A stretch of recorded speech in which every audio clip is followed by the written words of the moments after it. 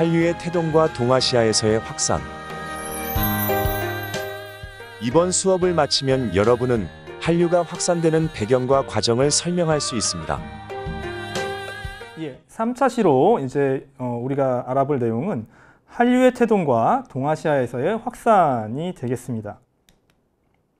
자, 선수학습으로 지난 차시에서 공부를 했던 한류가 무엇인지 또 한류 콘텐츠의 종류가 무엇인지 좀 알아놓고 있는 게 좋을 것 같습니다. 이번 차시 사전 퀴즈입니다. 다음 문장을 보고 O, X 중 하나를 생각해 보세요. 한류 콘텐츠는 영상 콘텐츠에 한정되어 있다.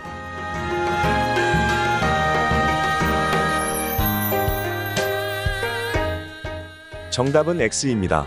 한류 콘텐츠는 영상, 음악, 공연 등 문화 전반에 걸친 현상입니다. 자, 이번 차시는 한류의 태동과 동아시아에서의 이제 한류가 어떻게 확산되어 갔는지 그 구조와 경향성을 한번 살펴보는 걸로 이제 논의를 시작하도록 하겠습니다. 한류가 과연 어떻게 90년대 말에서 2000년대 초에 이렇게 갑자기 확산이 되었는가? 요거를 우리가 좀 짚어봐야 되겠는데요. 자, 1998년 이후에 대한민국의 이제 정권 교체가 이루어지고 이 새로운 정부가 좀 더 개방적인 이제 그 문화 정책을 시행하기 시작했습니다.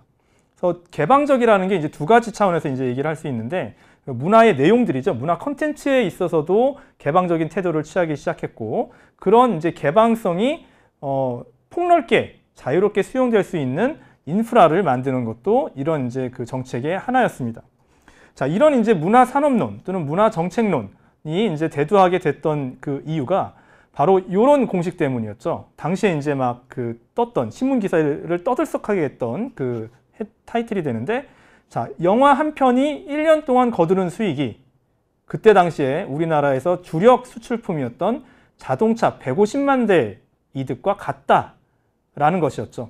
그때 당시 주라기 공원이라고 하는 그 영화가 개봉이 됐었는데 이 영화의 폭발적인 폭발적인 인기와 거기에 따른 수익이 자동차 150만 대랑 같다는 게 사람들에게 굉장히 크게 다가왔었고 바로 이제 단순하게 이제 제조업 분야뿐만 아니라 문화도 이제 산업적인 차원에서 경제적인 가치를 지니는 것으로 이제 인식이 되기 시작했습니다. 자, 그러면서 이제 문화가 그냥 단순하게 그냥 문화인 게 아니라 문화 산업으로 또 자본 투자의 대상으로 바뀌게 됐습니다.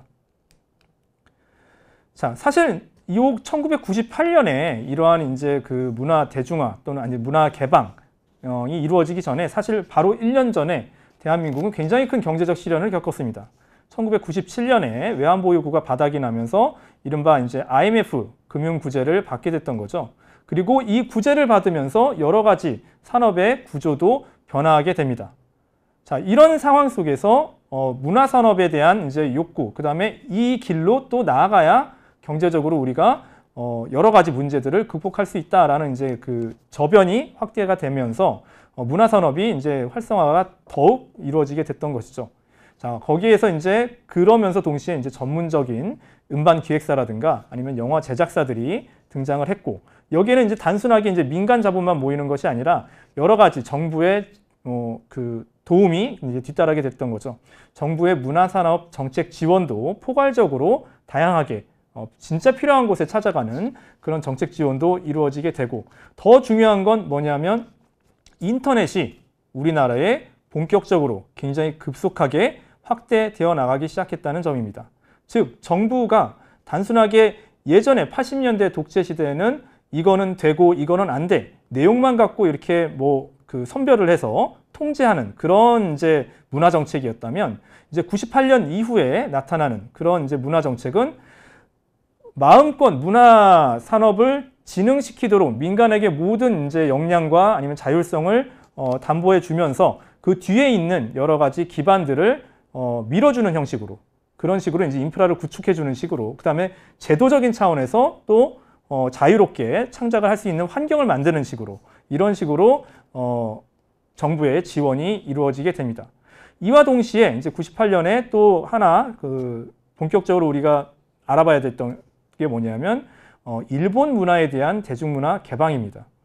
그 이전만 하더라도 일본 문화에 대해서 굉장히 적대시하거나 아니면은 선별하거나 아니면 가까이 하면 안 된다라는 식의 어떤 정부 정책이 특히 이제 독재 시대에 굉장히 많이 이루어졌습니다. 그때 이제 일본에서 들어오는 문화라고는 단지 그냥 애니메이션 또는 뭐 어린이들을 위한 여러 만화책 이런 것들밖에 안 들어왔었습니다.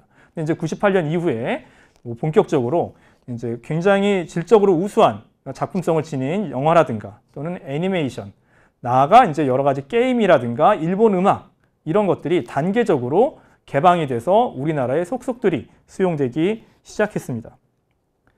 자, 이러한 이제 정부의 인프라 지원 중에 가장 우리가 눈여겨봐야 될 만한 것이 바로 초고속 인터넷망의 확산입니다. 이제 바로 97년, 98년 이때부터 이제 시작이 됐던 건데요. 사실은 인터넷이라는 게 뭐 미국을 중심으로 세계적으로 퍼져나갔다고는 하지만 우리나라도 굉장히 인터넷 확산의 역사에서 의미가 있는 것이 바로 1982년부터 사실은 우리나라에서 내부망으로 한국전자기술연구소라는 그 연구소 내에서만 이루어졌지만 처음으로 이 인터넷 내부망이 깔렸었다는 거죠. 근데 이게 세계적으로는 두 번째라는 것입니다. 물론 이때는 이제 그 연구소 내에서만 사용하는 인터넷망이었지만 98년에 이르러서 정부의 지원 정책으로 가가호호 전국에 걸쳐서 일반 가정집까지 굉장히 빠른 속도로 인터넷을 사용할 수 있는 그런 초고속 인터넷망 확충, 인프라 지원 이런 사업들이 지원이 됩니다. 자, 그러면서 인터넷을 사용하는 인구가 굉장히 많이 급증하게 되는 거죠. 자, 그러면서 인터넷을 통해서 우리는 당시 사람들은 영화라든가 음악이라든가 이런 것들을 굉장히 빠르게 손쉽게 접근할 수 있게 되고 빠르고 손쉽게 접근할 수 있는 만큼 그만큼 누릴 수 있는 대중문화의 장르도 굉장히 많아지게 됐습니다. 그냥 선별적으로 들어온 뭐 몇 가지 뭐 해외에 유명한 것들만 들어오는 게 아니라 유명하지 않아도 굉장히 소수의 매니아들을 형성할 수 있는 다양한 장르의 영화라든가 음악이 인터넷을 통해서 접근 가능하게 됐던 것이죠. 자, 앞에 보이는 이제 그래프가 바로 인터넷 사용자 수의 급증을 보여주는 바로 그 그래프가 됩니다. 1989년부터 89년이 아니죠. 98년부터 해서 그 99년 이때부터 급성장하기 시작합니다. 그래서 2000년대에 이르러서 2009년까지는 거의 이제 완만한 곡선으로 이제 이루어지게 되면서 대한민국 인터넷 이용자 수가 굉장히 세계적인 수준으로 급증하게 됐습니다. 자, 그래서 인터넷을 굉장히 많은 사람들이 이제 이용을 하게 되면서 문제가 또 등장합니다. 물론 장점은 국경을 넘어서 자, 뭐 옛날에는 한국 대중문화는 한국만 이렇게 갇혀 있는 그런 상황이었다면 이제는 국경을 넘습니다. 일본, 중국, 미국, 유럽 이런 다양한 이제 그 국가들의 문화를 광범위한 대중이 급속도로 이 수용을 할 수 있게 되는 그런 이제 장점을 지니게 됩니다. 근데 문제는 이제 저작권 문제죠. 지금은 이제 굉장히 많이 잘 정비가 되어 있는 이 저작권 문제가 이때 당시에는 속수무책으로 이 인터넷의 확산을 따라가지 못하고 있었습니다. 자, 그래서 영화라든가 아니면 이제 음악에 대해서 저작권이 거의 이제 그 뭐 적용될 수 없는 그런 무한한 복제가 가능했었던 그런 이제 시대가 또 이 시대였습니다. 향후 2000년대 이후로 이 인터넷의 이제 발전과 더불어서 이 저작권 문제라는 것은 하나둘씩 법적인 차원에서 또는 국제적인 차원에서 하나둘씩 이제 해결이 되어 나가기 시작합니다. 자, 이렇게 이제 이런 인프라를 가지고 급성장했던 이제 우리 그 대중문화의 어떤 기반은 이제 국내 대중문화 콘텐츠와 함께 이제 활발하게 이제 문화를 키워내는 그런 역할을 이제 담당하게 됩니다. 자, 우선 이제 해외 대중문화도 굉장히 급속하게 이제 유입이 됩니다. 우리나라 문화가 이제 나가는 어떤 발판에는 사실은 해외 문화에 대해서 굉장히 폭넓게 받아들이는 어떤 태도가 형성되었기 때문이죠. 자, 그래서 그전에는 그냥 미국의 영화나 아니면 일본의 애니메이션 요 정도였던 것들이 굉장히 다양하게 이제 수용이 되고 아까도 말씀드렸듯이 주류의 음악뿐만이 아니라 다양한 소규모의 매니아층을 형성하는 그런 음악들이 들어오게 됩니다. 그래서 다양한 해외 문화 콘텐츠가 한국에 들어오고 여기서 또 우리나라의 또 특징 중에 하나가 이걸 또 우리나라식으로 바꾸어서 다 한 번씩 해본다는 거죠. 미국의 힙합을 들으면서 한국의 힙합을 만들어 보기 시작하고 미국의 일렉트로닉 음악을 들으면서 우리나라의 일렉트로닉 음악을 만들어 보기 시작합니다.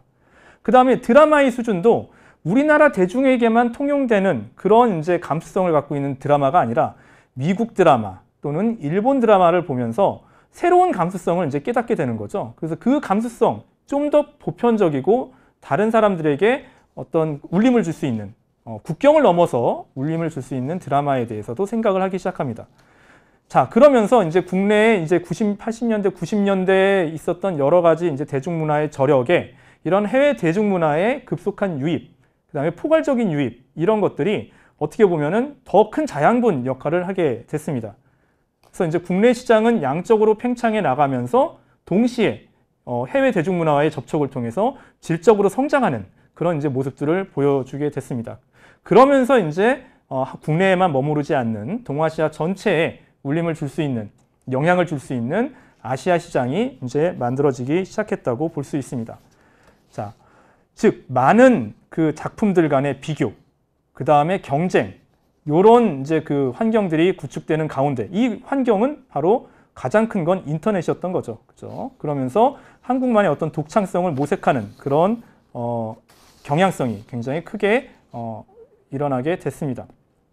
자, 요런 상황에서 이제 다시 한번 얘기 드리지만 표절 문제가 다시 이제 공식적인 여론의 문제로 이제 등장을 하기 시작했고, 이런 문제들이 하나 둘씩 이제 해결이 되어 나가면서 해외 콘텐츠 개방과 이제 대중화가 이루어지게 됐습니다.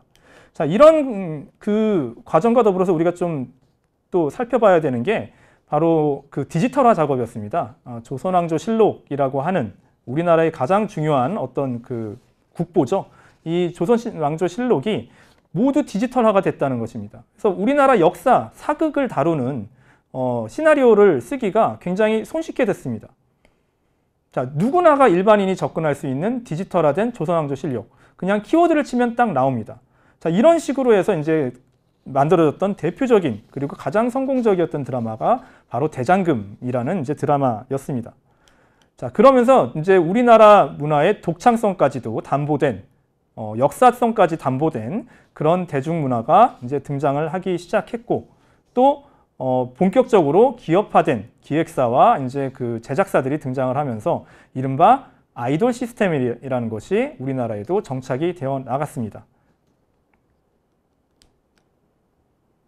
자, 그러면서 이제 영화 같은 경우에도 이제 앞에 올드보이가 이제 보여주듯이 세계 유수의 영화제에서 우리나라 영화들이 작품성을 인정받으면서, 이거는 이제 아까도 얘기 드렸다시피 그 영화광들의 시대가 굉장히 큰 역할을 했던 것이죠. 그러면서 해외에서도 우리나라의 작품성을 인정받는 그런 영화들이 만들어지기 시작했습니다. 자, 그러면서 동시에 이런 상황에서 한류는 아시아에서 지리적으로 점점 확대되어 나가기 시작했습니다. 단순히 이제 대만과 일본과 중국 외에도 동남아시아 지역까지 굉장히 많은 이제 그 팬층을 형성하게 되면서 우리나라 그 작품들이 드라마, 음악을 중심으로 확산되어 나가기 시작했습니다. 자, 동아시아에서도 우리나라가 이제 그 인터넷이 굉장히 많이 발전을 하게 됐지만 다른 나라에서도 당연히 이제 인터넷이 굉장히 많이 발전하게 됐던 것이죠. 자, 그런 이제 그 인터넷망을 통해서 동북아시아 중심이었던 한류의 어떤 여러 가지 그 문화 콘텐츠들은 동남아시아, 그 다음에 2000년대 넘어서는 서아시아와 북아프리카에 이르는 이슬람권에도 급속도로 전파되기 시작했습니다. 자, 마무리하겠습니다. 한류가 굉장히 본격적으로 활발하게 전파되는 데에는 한국 정부의 인프라 지원, 즉 문화 개방 정책과 초고속 인터넷망 발달이 굉장히 중요한 역할을 했다는 점, 그 다음에 한국 대중문화의 성장과 아시아 전파, 맨 처음에는 동북아시아 중심이었다가 점점 동남아시아, 그 다음에 서아시아, 북아프리카까지, 이슬람권에게까지 확대되는 모습을 보여줬다는 점, 이 점을 기억해 주시면 감사하겠습니다.